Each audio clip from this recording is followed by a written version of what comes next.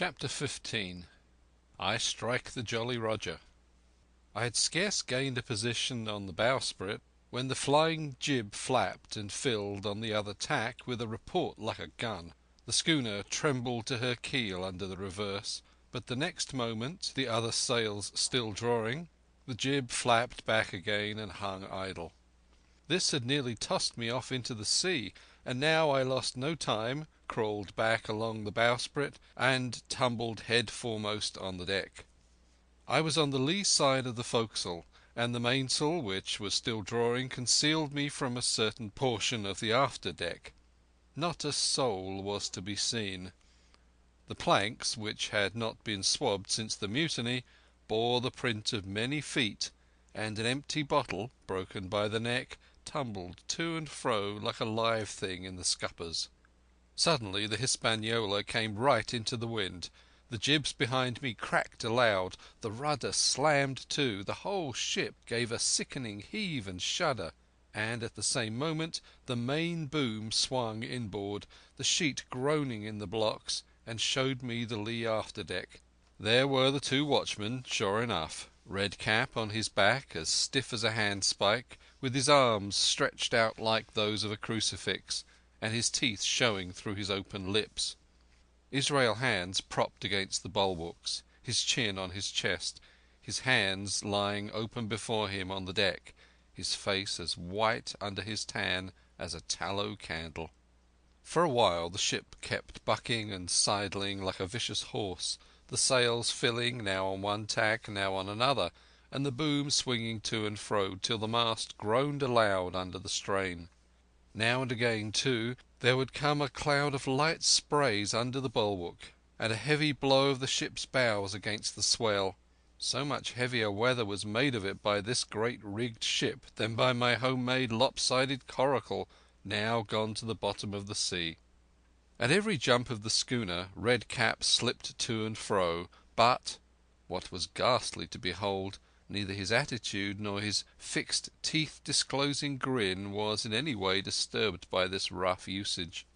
At every jump, too, Hands appeared still more to sink into himself and settle down upon the deck, his feet sliding ever the farther out, and the whole body canting toward the stern, so that his face became, little by little, hid from me, and at last I could see nothing beyond his ear and the frayed ringlet of one whisker.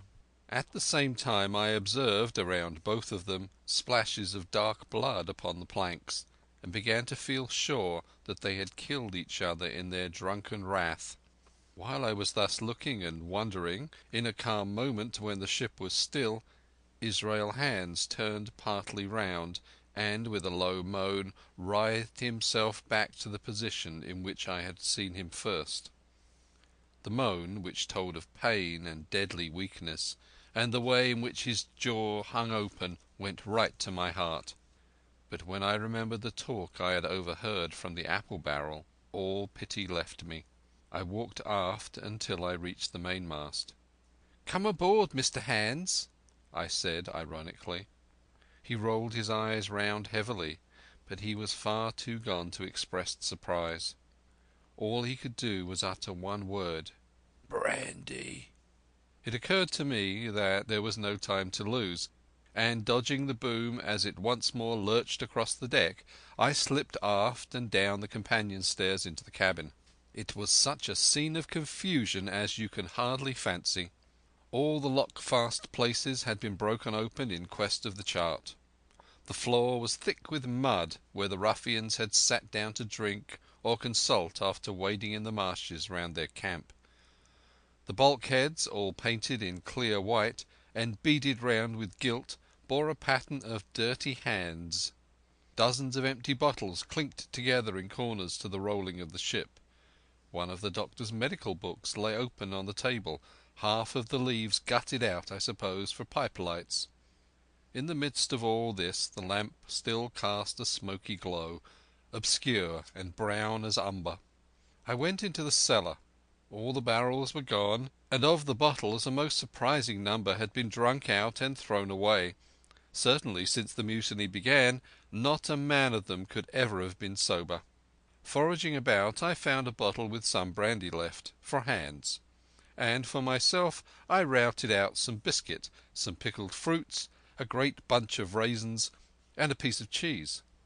With these I came on deck, put down my own stock behind the rudder head, and, well out of the coxswain's reach, went forward to the water breaker and had a good deep drink of water, and then, not until then, gave Hans the brandy.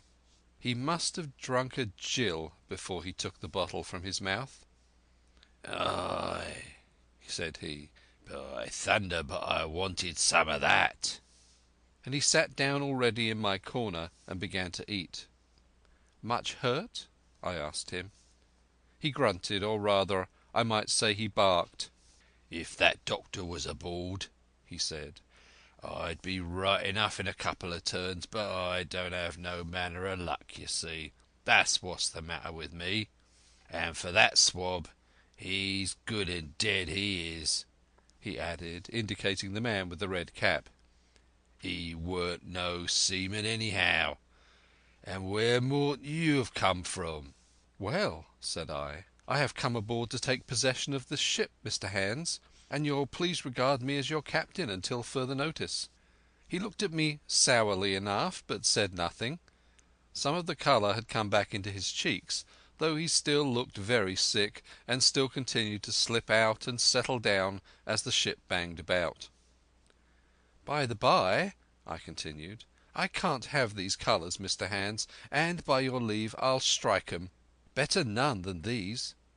And, again dodging the boom, I ran to the colour lines and hauled down their cursed black flag and chucked it overboard. "God save the King," said I, waving my cap, "and there's an end to Captain Silver." He watched me keenly and slyly, his chin all the while on his breast. "I reckon," he said at last, "I reckon, Captain Hawkins, you'll kinder want to get ashore now. Suppose we talks?" "Why, yes," says I, "with all my heart, Mr Hans. Say on." And I went back to my meal with a good appetite. "This man," he began, Nodding feebly at the corpse. "O'Brien was his name. A rank islander. This man and me got the canvas on her, meaning for to sail her back. Well, he's dead now, he is, as dead as bilge. And who's to sail this ship I don't see. Without, I'll give you a hint, you ain't that man, as far as I can tell. Now look here, you gives me food and drink and an old scarf or handkerchief to tie my wound up, you do, and I'll tell you how to sail her. And that's about square all round, I take it."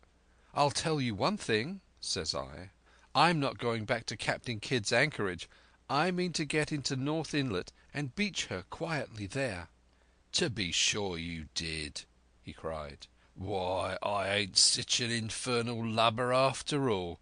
I can see, can't I? I've tried my fling, I have, and I've lost, and it's you has the wind of me. North Inlet? Why, I haven't no choice, not I. I'd help you sail her up to Execution Dock, by thunder, so I would." Well, as it seemed to me, there was some sense in this. We struck our bargain on the spot. In 3 minutes I had the Hispaniola sailing easily before the wind along the coast of Treasure Island, with good hopes of turning the northern point ere noon, and beating down again as far as North Inlet before high water, when we might beach her safely and wait until the subsiding tide permitted us to land. Then I lashed the tiller and went below to my own chest, where I got a soft silk handkerchief of my mother's. With this, and with my aid, Hans bound up the great bleeding stab he had received in the thigh, and after he had eaten a little and had a swallow or two more of the brandy, he began to pick up visibly, sat straighter up, spoke louder and clearer, and looked in every way another man.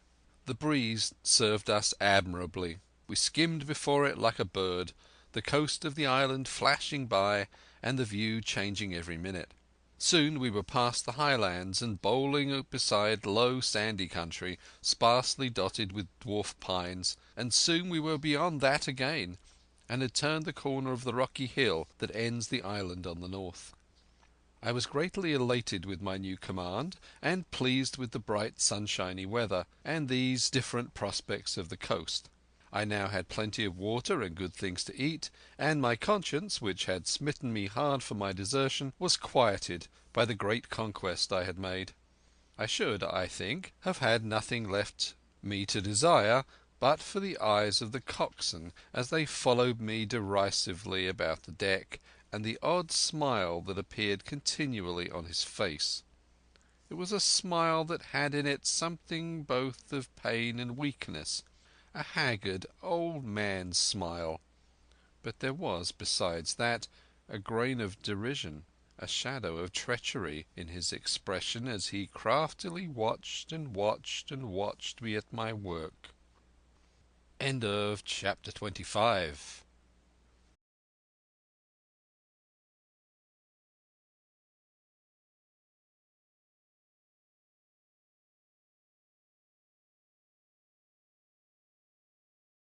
Chapter 26. Israel Hands.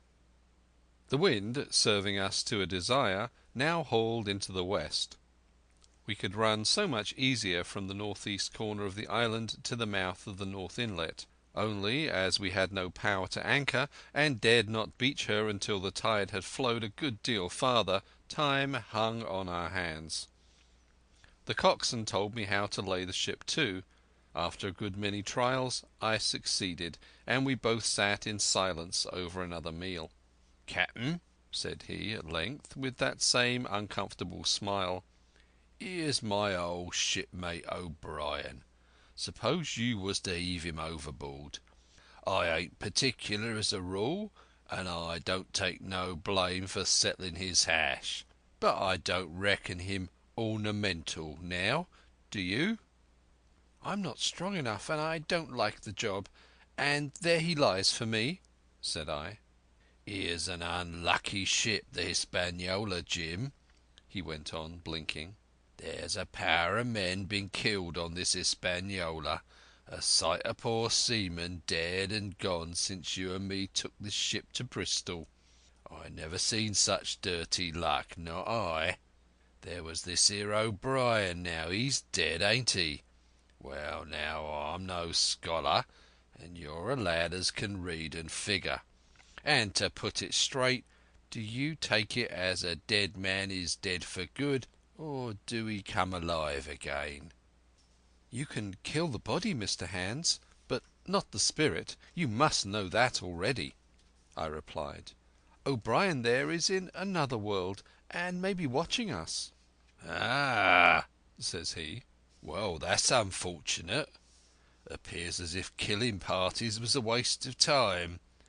Howsomever, spirits don't reckon for much by what I've seen. I'll chance it with the spirits, Jim.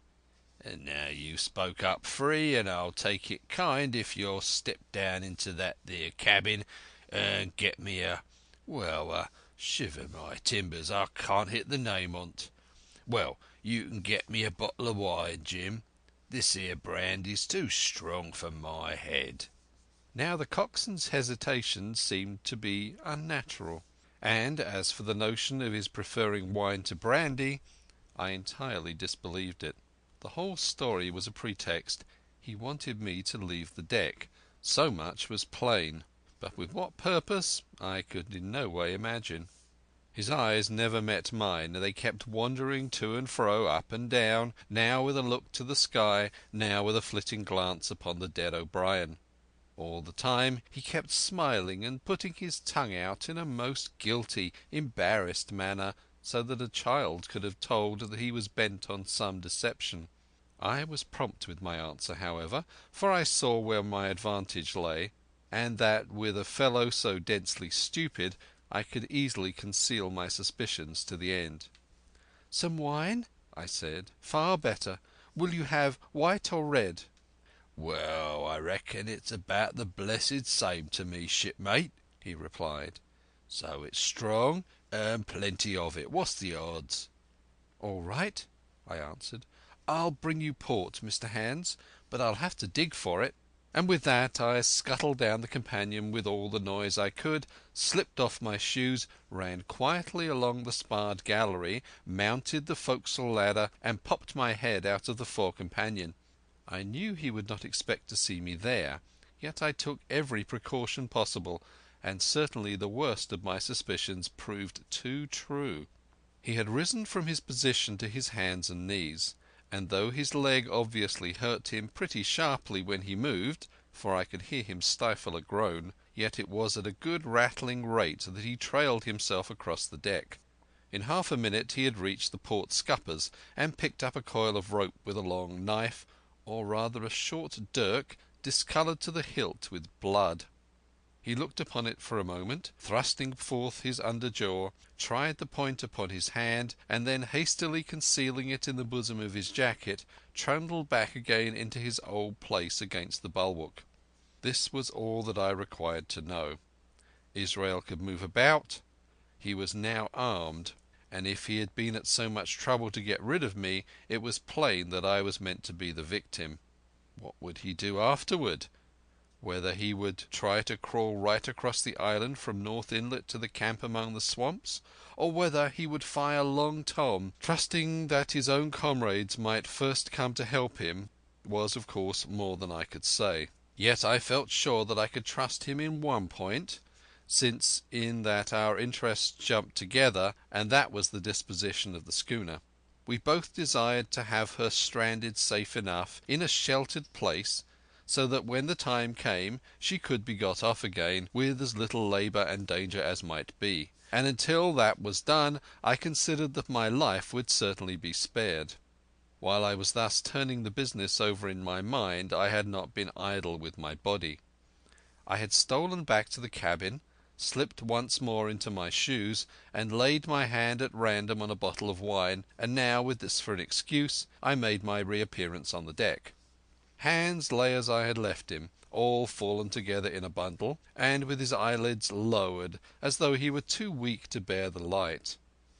He looked up, however, at my coming, knocked the neck off the bottle like a man who had done the same thing often, and took a good swig, with his favourite toast of "Here's luck." Then he lay quiet for a little, and then, pulling out a stick of tobacco, begged me to cut him a quid. "Cut me a junk of that," says he, "for I haven't no knife, and hardly the strength enough, so be as I had. Ah, Jim, Jim, I reckon I've missed stays. Cut me a quid as likely to be the last, lad, for I'm for my long home and no mistake." "Well," said I, "I'll cut you some tobacco, but if I was you and thought myself so badly, I would go to my prayers like a Christian man."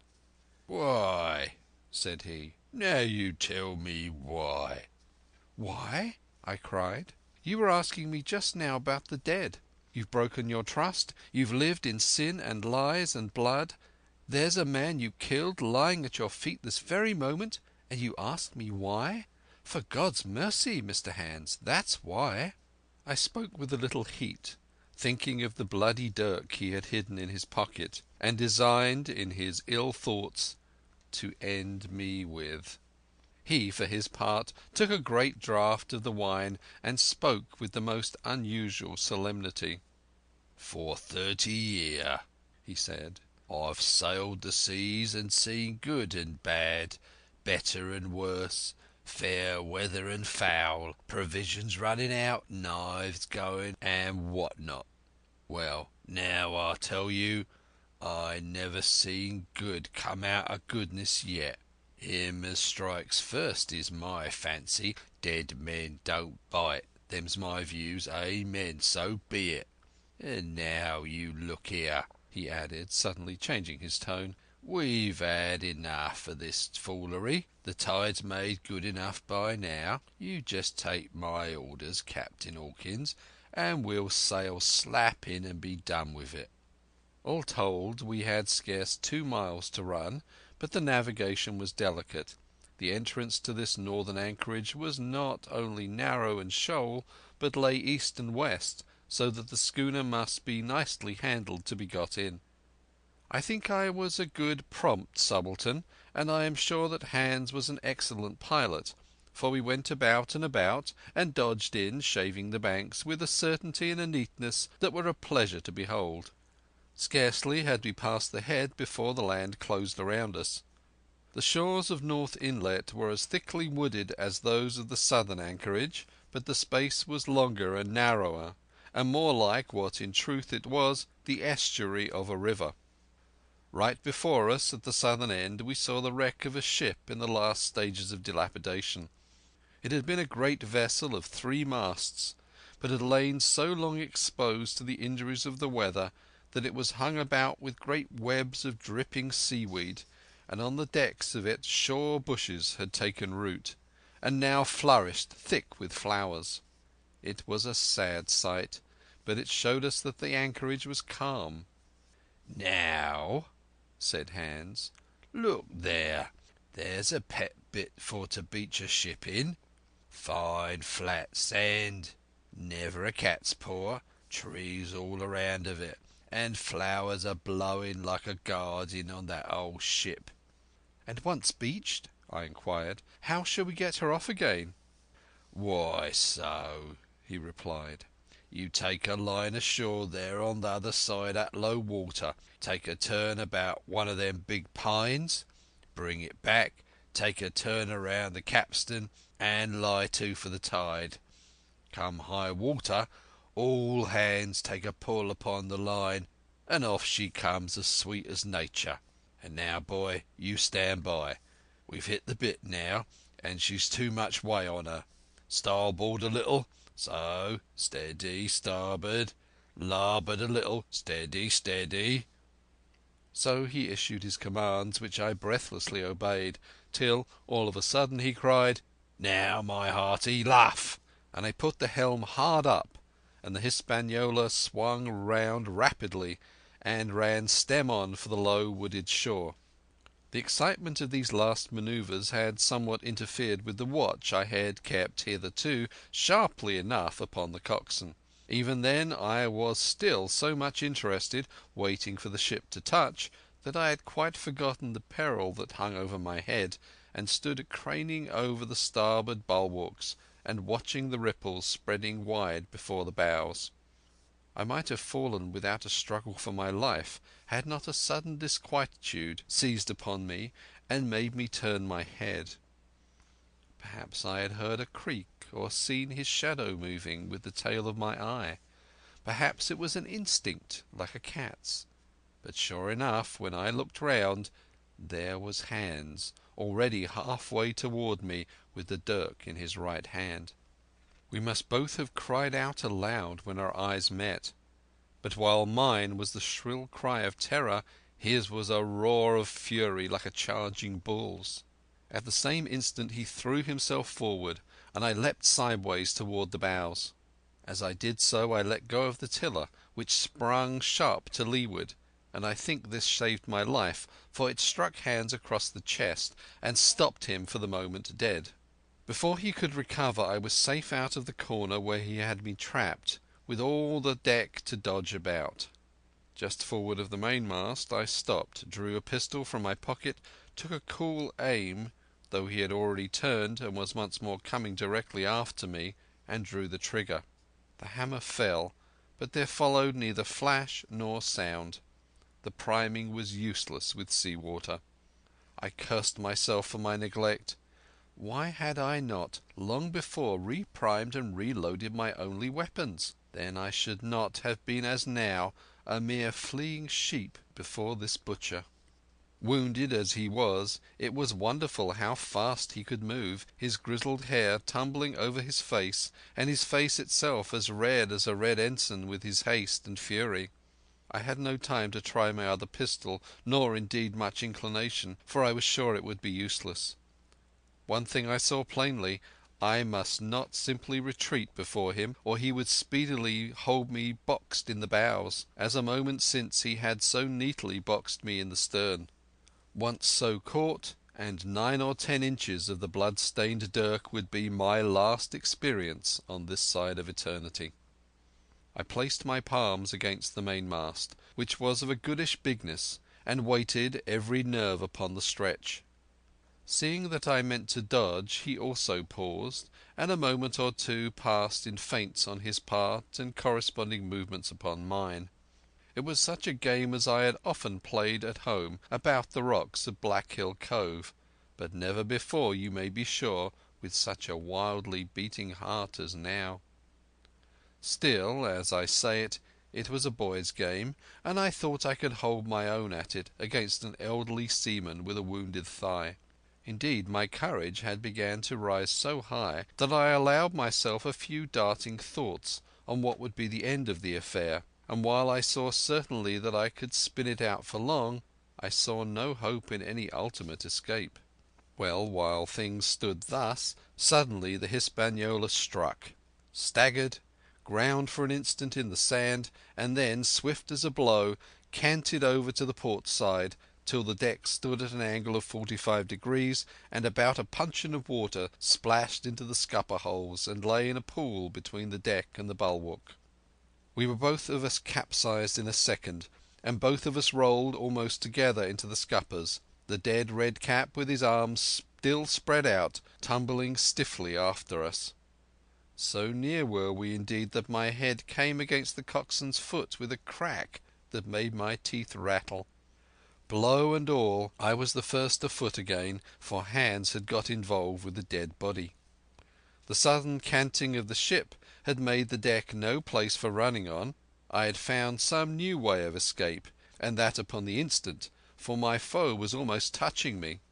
Quick as thought, I sprang into the mizzen shrouds, rattled up hand over hand, and did not draw a breath till I was seated on the cross trees.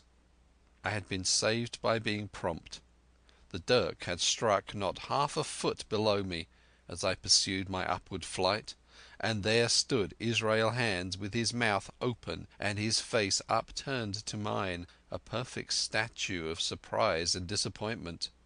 Now that I had a moment to myself, I lost no time in changing the priming of my pistol, and then, having one ready for service, and to make assurance doubly sure, I proceeded to draw the load of the other and recharge it afresh from the beginning. My new employment struck Hands all of a heap. He began to see the dice going against him, and after an obvious hesitation he also hauled himself heavily into the shrouds, and, with the dirk in his teeth, began slowly and painfully to mount. It cost him no end of time and groans to haul his wounded leg behind him, and I had quietly finished my arrangements before he was much more than a third of the way up. Then, with a pistol in either hand, I addressed him. "One more step, Mr. Hands," said I, "and I'll blow your brains out. Dead men don't bite, you know," I added with a chuckle. He stopped instantly.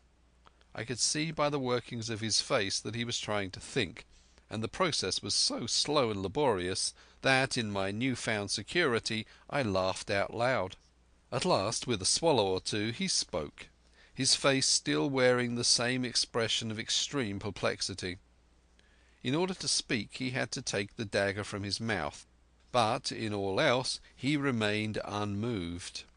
"Jim," says he, "I reckon we're fouled, you and me, and we'll have to sign articles. I'd have had you but for that there lurch, but I don't have no luck, not I, and I reckon I'll have to strike, which comes hard, you see, for a master mariner to a ship's yunker like you, Jim." I was drinking in his words and smiling away, as conceited as a cock upon a walk, when all in a breath back went his right hand over his shoulder. Something sang like an arrow through the air. I felt a blow and then a sharp pang, and there I was, pinned by the shoulder to the mast. In the horrid pain and surprise of the moment—I scarce can say it was by my own volition, and I am sure it was without a conscious aim—both of my pistols went off, and both escaped out of my hands. They did not fall alone. With a choked cry the coxswain loosed his grasp upon the shrouds and plunged head first into the water. End of chapter 26.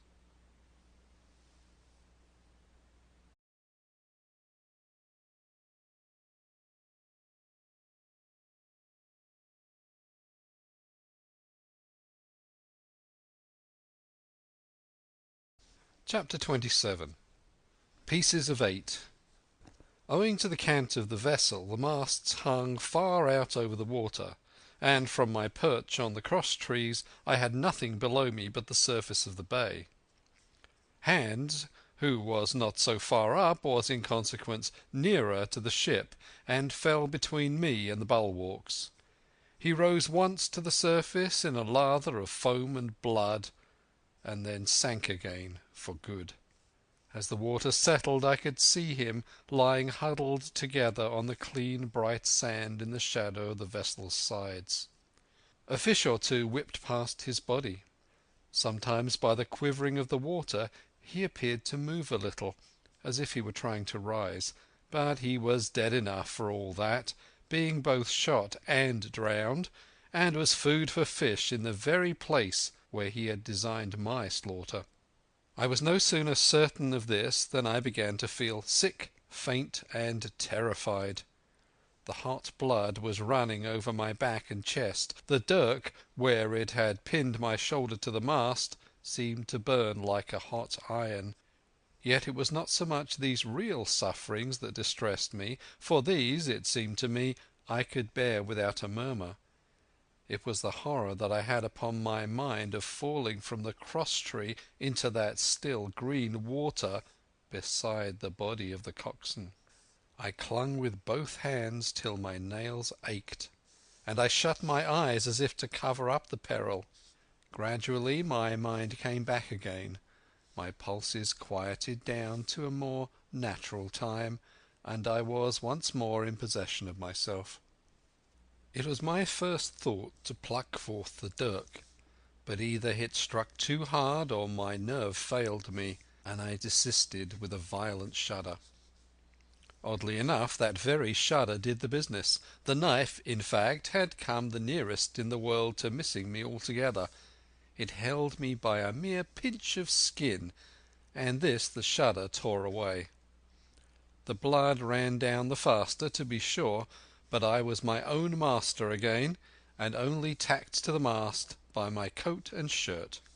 These last I broke through with a sudden jerk, and then regained the deck by the starboard shrouds. For nothing in the world would I have again ventured, shaken as I was, upon the overhanging port shrouds from which Israel had so lately fallen. I went below and did what I could for my wound. It pained me a good deal and still bled freely, but it was neither deep nor dangerous, nor did it greatly gall me when I used my arm. Then I looked around me, and as the ship was now in a sense my own, I began to think of clearing it from its last passenger, the dead man O'Brien. He had pitched, as I have said, against the bulwarks, where he lay like some horrid, ungainly sort of puppet. Life-size indeed, but how different from life's colour or life's comeliness. In that position I could easily have my way with him, and as the habit of tragical adventures had worn off almost all my terror for the dead, I took him by the waist as if he'd been a sack of bran, and with one good heave tumbled him overboard. He went in with a sounding plunge.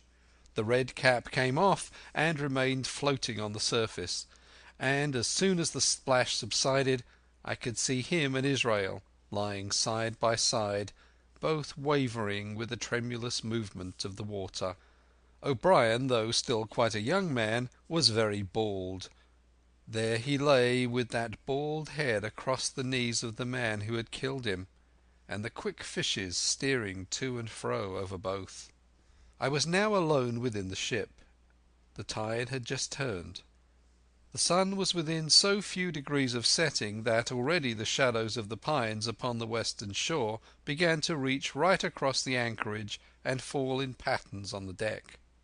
The evening breeze had sprung up, and though it was well warded off by the hill with the two peaks upon the east, the cordage had begun to sing a little softly to itself, and the idle sails to rattle to and fro. I began to see a danger to the ship. The jibs I speedily doused and brought tumbling to the deck, but the mainsail was a harder matter. Of course, when the schooner canted over, the boom had swung outward, and the cap of it and a foot or two of sail hung even under water. I thought this made it still more dangerous, yet the strain was so heavy that I half feared to meddle. At last I got my knife and cut the halyards. The peak dropped instantly, the great belly of loose canvas floated broad upon the water, and since, pull as I liked, I could not budge the downhaul, that was the extent of what I could accomplish. For the rest, the Hispaniola must trust to luck, like myself. By this time the whole anchorage had fallen into shadow. The last rays, I remember, falling through a glade of the wood and shining bright as jewels on the flowery mantle of the wreck. It began to be chill. The tide was rapidly fleeting seaward, the schooner settling more and more on her beam ends. I scrambled forward and looked over. It seemed shallow enough, and holding the cut hawser in both hands for a last security, I let myself drop softly overboard. The water scarcely reached my waist, the sand was firm and covered with ripple marks, and I waded ashore in great spirits, leaving the Hispaniola on her side with her mainsail trailing wide upon the surface of the bay. About the same time the sun went fairly down, and the breeze whistled low in the dusk among the tossing pines. At least, and at last, I was off the sea, nor had I returned thence empty-handed. There lay the schooner, clear at last from buccaneers, and ready for our own men to board and get to sea again. I had nothing nearer my fancy than to get home to the stockade and boast of my achievements. Possibly I might be blamed a bit for my truancy, but the recapture of the Hispaniola was a clinching answer, and I hoped that even Captain Smollett would confess I had not lost my time. So thinking, and in famous spirits, I began to set my face homeward for the blockhouse and my companions. I remembered that the most easterly of the rivers which drain into Captain Kidd's anchorage ran from the two-peaked hill upon my left, and I bent my course in that direction, that I might pass the stream while it was small. The wood was pretty open, and keeping along the lower spurs, I had soon turned the corner of that hill, and not long after waded to the mid-calf across the watercourse. This brought me near to where I had encountered Ben Gunn, the Maroon, and I walked more circumspectly, keeping an eye on every side. The dusk had come nigh hand completely, and as I opened out of the cleft between the two peaks, I became aware of a wavering glow against the sky where, as I judged, the man of the island was cooking his supper before a roaring fire. And yet I wondered in my heart that he should show himself so careless, for if I could see this radiance, might it not reach the Eye of Silver himself, where he camped upon the shore among the marshes? Gradually the night fell blacker.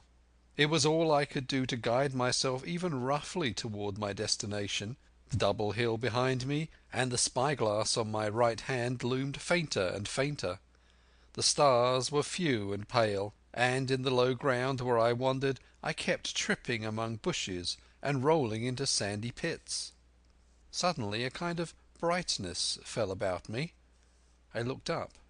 A pale glimmer of moonbeams had alighted on the summit of the spyglass, and soon after I saw something broad and silvery moving low down behind the trees, and knew the moon had risen. With this to help me, I passed rapidly over what remained to me of my journey, and, sometimes walking, sometimes running, impatiently drew near to the stockade.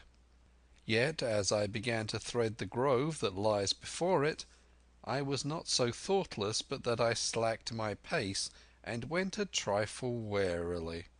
It would have been a poor end of my adventures to get shot down by my own party in mistake. The moon was climbing higher and higher. Its light began to fall here and there in masses through the more open districts of the wood, and right in front of me a glow of a different colour appeared among the trees. It was red and hot, and now and again it was a little darkened, as it were the embers of a bonfire smouldering. For the life of me I could not think what it might be. At last I came right down upon the borders of the clearing. The western end was already steeped in moonshine. The rest, and the blockhouse itself, still lay in a black shadow, checkered with long silvery streaks of light. On the other side of the house an immense fire had burned itself into clear embers, and shed a steadily red reverberation, contrasting strongly with the mellow paleness of the moon. There was not a soul stirring, nor a sound beside the noises of that breeze. I stopped with much wonder in my heart, and perhaps a little terror also. It had not been our way to build great fires. We were indeed, by the captain's orders, somewhat niggardly of firewood, and I began to fear that something had gone wrong while I was absent. I stole round by the eastern end, keeping close in shadow, and at a convenient place where the darkness was thickest, crossed the palisade. To make assurance surer, I got upon my hands and knees and crawled without a sound toward the corner of the house. As I drew nearer my heart was suddenly and greatly lightened. It was not a pleasant noise in itself, and I have often complained of it in other times, but just then it was like music to hear my friends snoring together so loud and peaceful in their sleep. The sea cry of the watch, that beautiful "All's well," never fell more reassuringly on my ear. In the meantime there was no doubt of one thing: they kept an infamous bad watch. If it had been Silver and his lads that were now creeping in on them, not a soul would have seen daybreak. That was what it was, thought I, to have the captain wounded, and again I blamed myself sharply for leaving them in that danger with so few to mount guard. By this time I had got to the door and stood up. All was dark within, so that I could distinguish nothing by the eye. As for sounds, there was the steady drone of the snorers, and a small occasional noise, a flickering or pecking, that I could in no way account for. With my arms before me I walked steadily in. I should lie down in my own place, I thought with a silent chuckle, and enjoy their faces when they found me in the morning. My foot struck something yielding. It was a sleeper's leg, and he turned and groaned, but without awaking. And then, all of a sudden, a shrill voice broke forth out of the darkness. "Pieces of 8, pieces of 8, pieces of 8, pieces of 8, pieces of 8," and so forth, without pause or change, like the clacking of a tiny mill. Silver's green parrot! Captain Flint! It was she whom I had heard pecking at a piece of bark. It was she, keeping better watch than any human being, who thus announced my arrival with her wearisome refrain. I had no time left me to recover. At the sharp clicking tone of the parrot the sleepers awoke and sprang up, and with a mighty oath the voice of Silver cried, "Who goes?" I turned to run, struck violently against one person, recoiled, and ran full into the arms of a second, who, for his part, closed upon and held me tight. "Bring a torch, Dick," said Silver, when my capture was thus assured. And one of the men left the log house and presently returned with a lighted brand. End of chapter 27.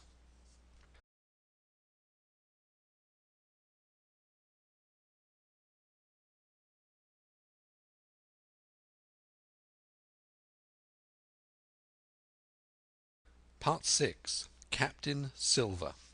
Chapter 28. In the enemy's camp. The bright glare of the torch lighting up the interior of the blockhouse showed me the worst of my apprehensions realized. The pirates were in possession of the house and stores. There was the cask of cognac. There were the pork and bread as before, and what tenfold increased my horror, not a sign of any prisoner. I could only judge that all had perished, and my heart smote me sorely that I had not been there to perish with them. There were 6 of the buccaneers, all told. Not another man was left alive. 5 of them were on their feet, flushed and swollen, suddenly called out of the first sleep of drunkenness. The 6th had only risen upon his elbow. He was deadly pale, and the blood-stained bandage round his head told that he had recently been wounded, and was still more recently dressed. I remembered the man who had been shot and run back among the woods in the great attack, and doubted not that this was he. The parrot sat, preening her plumage, on Long John's shoulder. He himself, I thought, looked somewhat paler and more stern than I was used to. He still wore his fine broadcloth suit, in which he had fulfilled his mission, but it was bitterly the worse for wear, daubed with clay and torn with sharp briars of the wood. "So," said he, "here's Jim Hawkins, shiver my timbers. Dropped in like, eh? Well, come, I take that friendly." And thereupon he sat down across the brandy cask and began to fill a pipe. "Give me the loan of a link, Dick," said he, and then, when he had a good light, "That'll do, my lad," he added. "Stick the glim in the wood heap, and you, gentlemen, bring yourselves too. You needn't stand up for Mr. Hawkins. He'll excuse you, you may lay to that. And so, Jim," stopping the tobacco, "here you are, and quite a pleasant surprise for old John. I see you were smart when first I set my eyes on you, but this here gets away from me clean, it do." To all this, as may be well supposed, I made no answer. They had set me with my back against the wall, and I stood there looking Silver in the face, pluckily enough, I hope, to all outward appearance, but with black despair in my heart. Silver took a whiff or two of his pipe with great composure, and then ran on again. "Now you see, Jim, so be as you are here," said he, "I'll give you a piece of my mind. I've always liked you, I have, for a lad of spirit, and the picture of my own self when I was young and handsome. I always wanted to join and take your share and die a gentleman, and now, my cock, you've got to. Captain Smollett's a fine seaman, as I'll own up to any day, but stiff on discipline. Duty is duty, says he, and right he is. Just you keep clear of the captain. The doctor himself is gone dead again you. Ungrateful scamp, was what he said. And the short and the long of the whole story is about here. You can't go back to your own lot, for they won't have you. And without you start a third ship's company all by yourself, which might be lonely, you'll have to join with Captain Silver." So far so good. My friends, then, were still alive, and though I partly believed the truth of Silver's statement that the cabin party were incensed at me for my desertion, I was more relieved than distressed by what I heard. "I don't say nothing as to your being in our hands," continued Silver, "though there you are, and you may lay to it. I'm all for argument. I never seen good come out of threatening. If you like the service, well, you're join, and if you don't, Jim, why, you're free to answer no. Free and welcome, shipmate, and if fairer can be said by mortal seamen, shiver my sides." "Am I to answer, then?" I asked, with a very tremulous voice.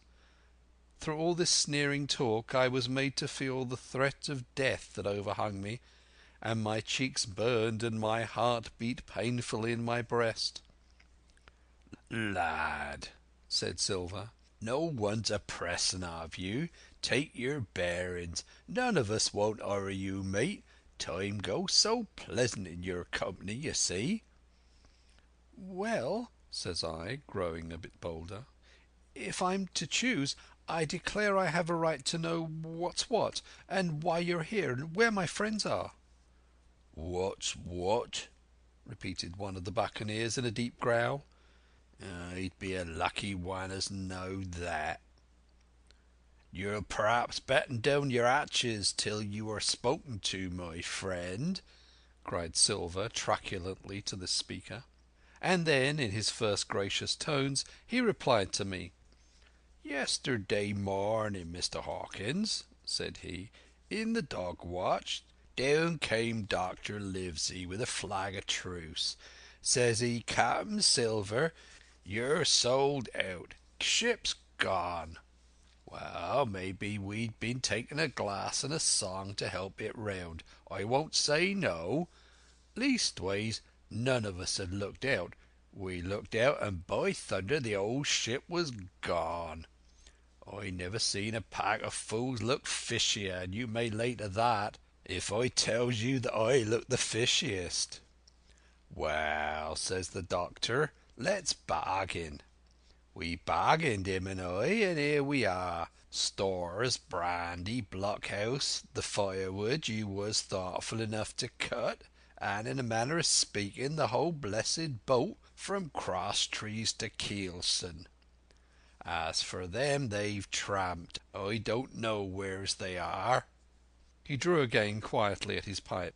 And lest you should take it into that head of yours, he went on, that you was included in the treaty, here's the last word that was said.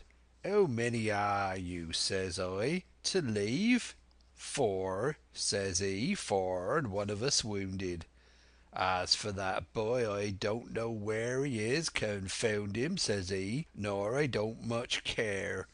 We're about sick of him, there was his words. Is that all? I asked. Well, it's all you're to hear, my son, returned Silver. And now I am to choose? And now you are to choose, and you may lay to that, said Silver. Well, said I am not such a fool, but I know pretty well what I have to look for. Let the worst come to the worst. It's little I care. I've seen too many die since I fell in with you. But there's a thing or two I have to tell you, I said, and by this time I was quite excited. And the first is this. Here you are in a bad way. Ship lost, treasure lost, men lost, your whole business gone to wreck. And if you want to know who did it, it was I. I was in the apple barrel that night we sighted land, and heard you, John, and you, Dick Johnson, and Hans, who is now at the bottom of the sea, and told every word you said before the hour was out.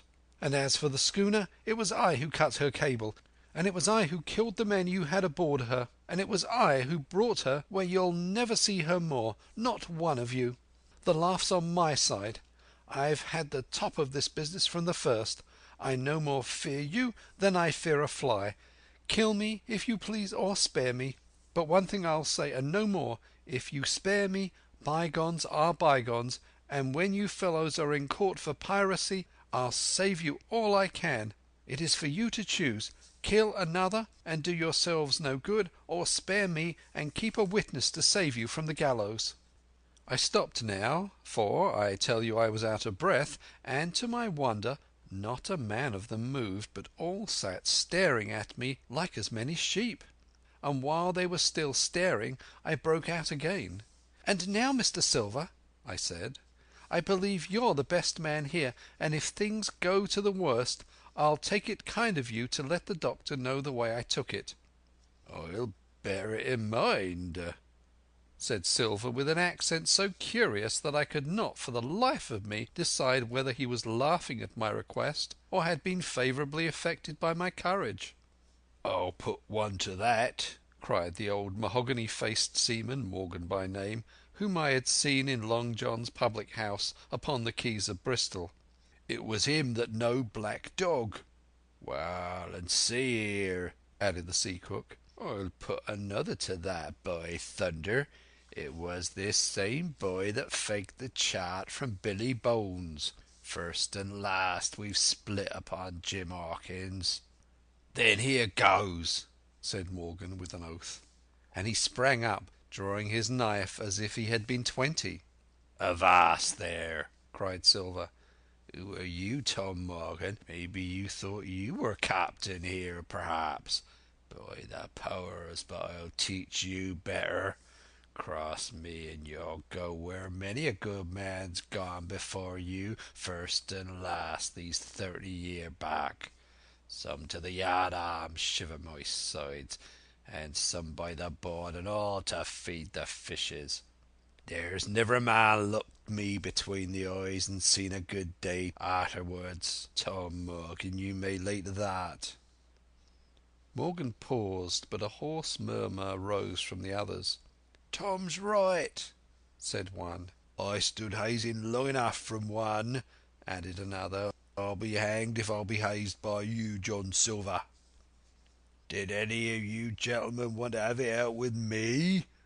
roared Silver, bending far forward from his position on the keg, with his pipe still glowing in his right hand. "Put a name on what you're at. You ain't dumb, I reckon. Him that once shall get it. Have I lived this many years to have a son of a rum punch and cock his hat thwart my hawser at the latter end of it? You know the way. You're all gentlemen of fortune by your account. Well, I'm ready. Take a cutlass, him that dares, and I'll see the colour of his inside, crutch and all, before that pipe's empty." Not a man stirred, not a man answered. "That's your sort, is it?" he added, returning his pipe to his mouth. "Well, you're a gay lot to look at, anyway. Not worth much in a fight, you ain't. Perhaps you can understand King George's English. I'm captain here by election. I'm captain here because I'm the best man by a long sea mile. You won't fight as gentlemen of fortune should. Then, by thunder, you'll obey, and you may lay to it. I like that boy now. I've never seen a better boy than that. He's more a man than any pair of rats of you in this here house. And what I say is this: let me see him that'll lay a hand on him. That's what I say, and you may lay to it." There was a long pause after this. I stood straight up against the wall, my heart still going like a sledge-hammer, but with a ray of hope now shining in my bosom. Silver leant back against the wall, his arms crossed, his pipe in the corner of his mouth, as calm as though he had been in church. Yet his eye kept wandering furtively, and he kept the tail of it on his unruly followers. They, on their part, drew gradually together toward the far end of the blockhouse, and the low hiss of their whispering sounded in my ears continuously like a stream. One after another they would look up, and the red light of the torch would fall for a second on their nervous faces, but it was not toward me, it was toward Silver that they turned their eyes. "You seem to have a lot to say," remarked Silver, spitting far into the air. "Pipe up and let me hear it, or lay to." "Ax your pardon, sir," returned one of the men. "You're pretty free with some of the rules. Maybe you'll kindly keep an eye upon the rest. This crew's dissatisfied. This crew don't vally bullying the marlinspike. This crew has its rights, like other crews. I'll make so free as that, and by your own rules I take it we can talk together. I ask your pardon, sir, acknowledging you for the captain at this present, but I claim my right, and steps outside for a council." And with an elaborate sea salute, this fellow, a long, ill-looking, yellow-eyed man of 35, stepped coolly toward the door and disappeared out of the house. One after another the rest followed his example, each making a salute as he passed, each adding some apology. "According to rules," said one. "Forecastle council," said Morgan. And so, with one remark or another, all marched out and left Silver and me alone with the torch. The sea cook instantly removed his pipe. "Now look you here, Jim Hawkins," he said in a steady whisper that was no more than audible. "You're within half a plank of death, and what's a long sight worse, of torture. They're going to throw me off, but you mark, I stand by you through thick and thin. I didn't mean to, no, not till you spoke up. I was about desperate to lose that much blunt and be hanged into the bargain. But I see you was the right sort. I says to myself, you stand by Hawkins, John, and Hawkins will stand by you. You're his last card, and by the living thunder, John, he's yours. Back to back, says I. You save your witness, and he'll save your neck." I began dimly to understand. "You mean all's lost?" I asked. "Aye, by gum, I do," he answered. "Ship gone, neck gone, that's the size of it. Once I looked into that bay, Jim Hawkins, and seen no schooner. Well, I'm tough, but I gave out. As for that lot in their council, mark me, they're outright fools and cowards. I'll save your life, if so be as I can, from them. But see here, Jim, tit for tat, you save Long John from swinging." I was bewildered. It seemed a thing so hopeless he was asking. He, the old buccaneer, the ringleader throughout. "What I can do, that I'll do," I said. "It's a bargain," cried Long John. "You speak up plucky, and by thunder I've a chance." He hobbled to the torch where it stood propped among the firewood, and took a fresh light to his pipe. "Understand me, Jim," he said, returning. "I've head on my shoulders, I have. I'm on Squire's side now. I know you've got that ship safe somewheres. How you done it I don't know, but safe it is. I guess Hans and O'Brien turned soft. I never much believed in neither of them. Now, you mark me. I ask no questions, nor won't let others. I know when a game's up, I do, and I know a lad that's staunch. Ah, you that's young, you and me might have done a power of good together." He drew some cognac from the cask into a tin cannikin. "Will you taste, messmate?" he asked, and when I had refused, "Well, I'd take a drain myself, Jim," said he. "I need a corker, for there's trouble on hand."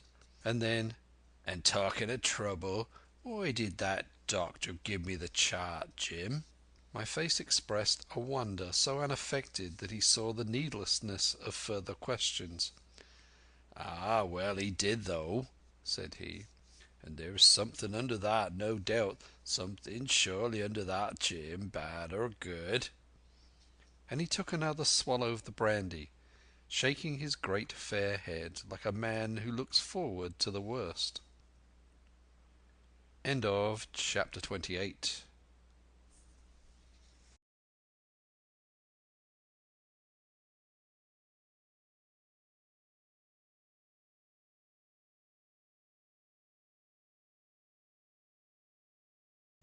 Chapter 29.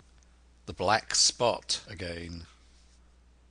The council of the buccaneers had lasted some time, when one of them re-entered the house, and with a repetition of the same salute, which had in my eyes an ironical air, begged for a moment's loan of the torch. Silver briefly agreed, and this emissary retired again, leaving us together in the dark.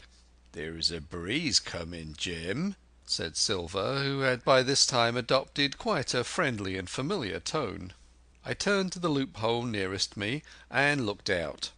The embers of the great fire had so far burned themselves out, and now glowed so low and duskily, that I understood why these conspirators desired a torch.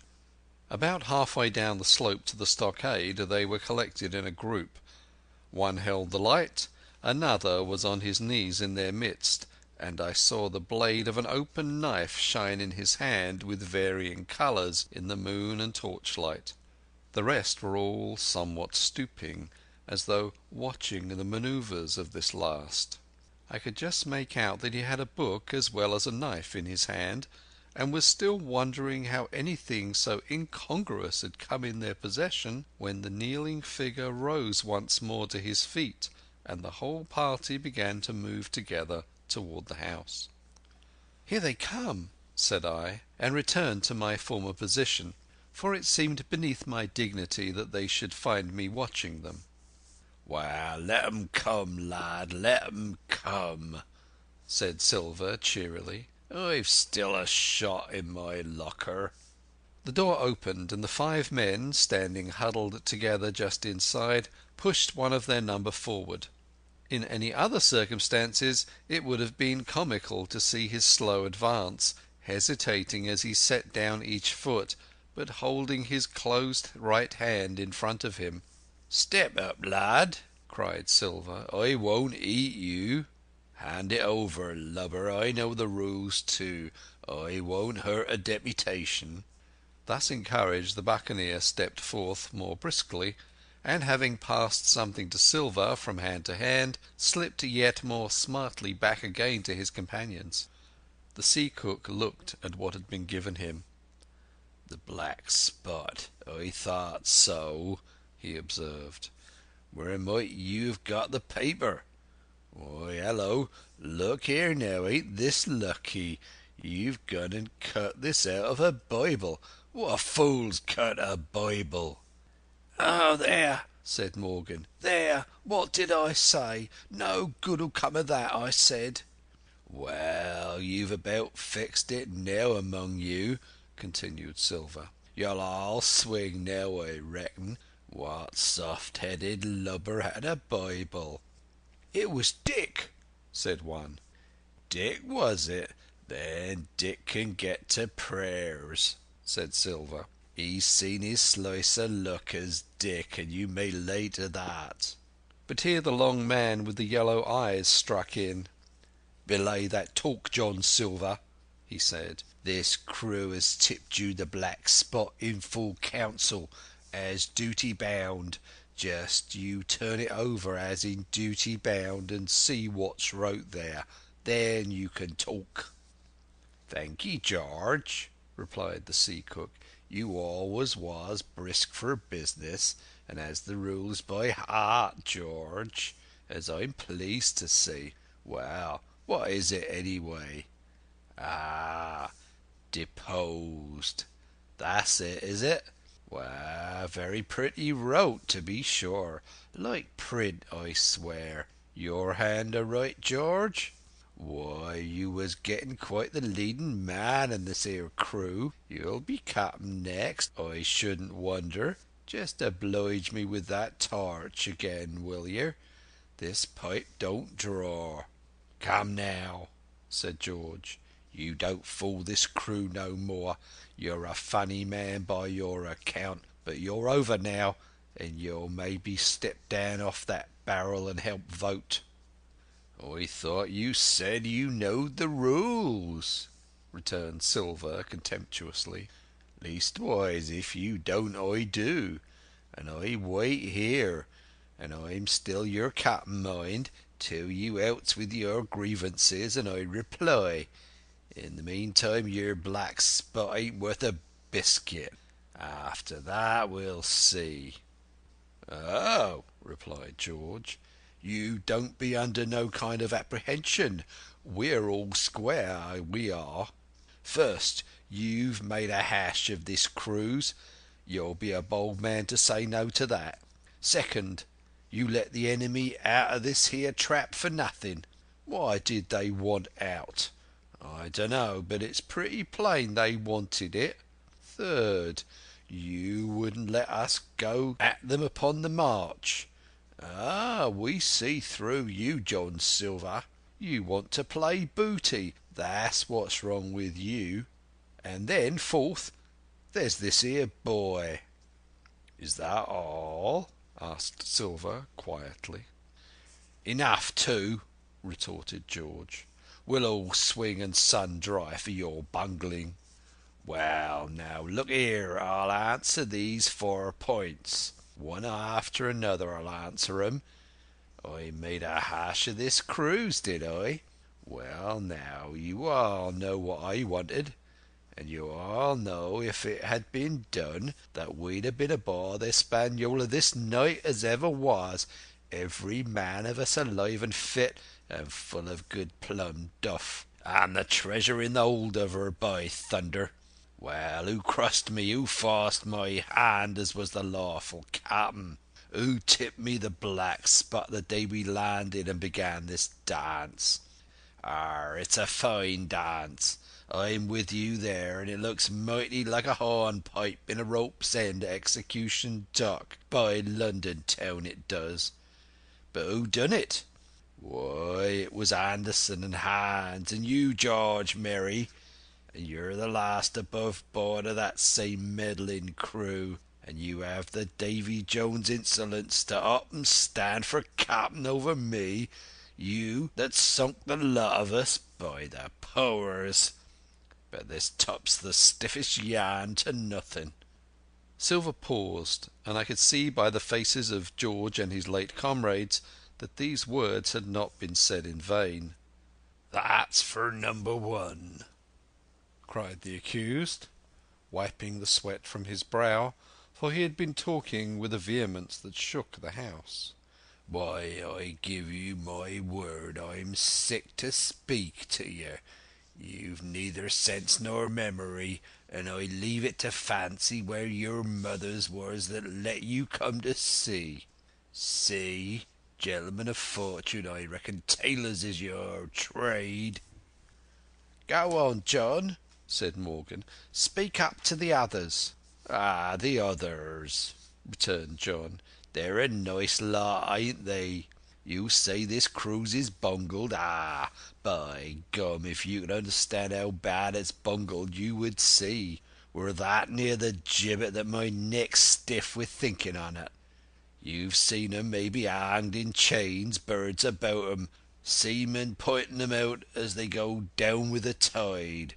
'Who's that?' says one. 'Aye, that's John Silver. I knowed him well,' says another. And you can hear the chains a jangle as you go about and reach for the other boy. Now that's about where we are, every mother's son of us, thanks to him and Hans and Anderson and other ruination fools of you. And if you want to know about number 4 and that boy, why, shiver my timbers, isn't he a hostage?